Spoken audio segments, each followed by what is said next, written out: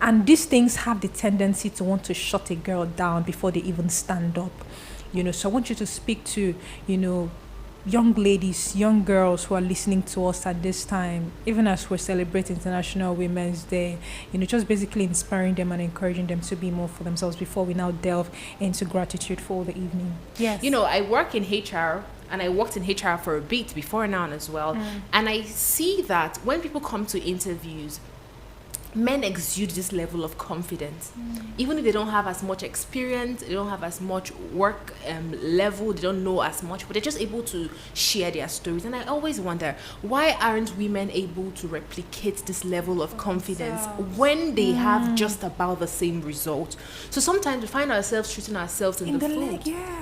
And I can't, take away the fact around, societal regulations that might have made women not to be that confident, cultural barriers, issues they face from their homes. These things are real, but we must move religion, away. tradition, just about a lot of things. Exactly. Yes. But we must move away from having those things as complete hindrances. We must try to start walking our way out. I believe that most women that we see thriving, rising, flying, they had to intentionally detach themselves from these barriers. They had to work on themselves. They had to create this mindset and then move into the marketplace, move into the workforce, and be the best versions of themselves they could be. So women have to move away from a place of self-pity, because it seems like that is something that we just always want to latch on. Like, I didn't get this. My dad sent my younger brother to school before me.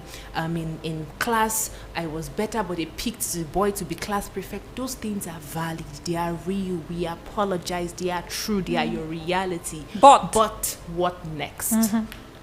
But how can you come out of that and inspire the next generation of women? How can you come out of that and be a better mother to your girl child? How can you come out of that and be a better leader to your subordinate? We must start considering the next steps. People have had really, really dark, really rough parts in the past, and they're able to just create a beautiful story out of it. And the thing about creating the beautiful story out of whatever thing that you're experiencing is that it creates a ripple effect.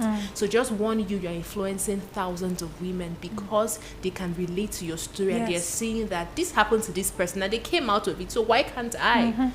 So that is something I'll say to young women. Move away from self-pity. Understand that you are not entitled to a position just because you're a woman, but because you're competent. So start working towards competence. You have value to bring to the table. Exactly. Yes. We can't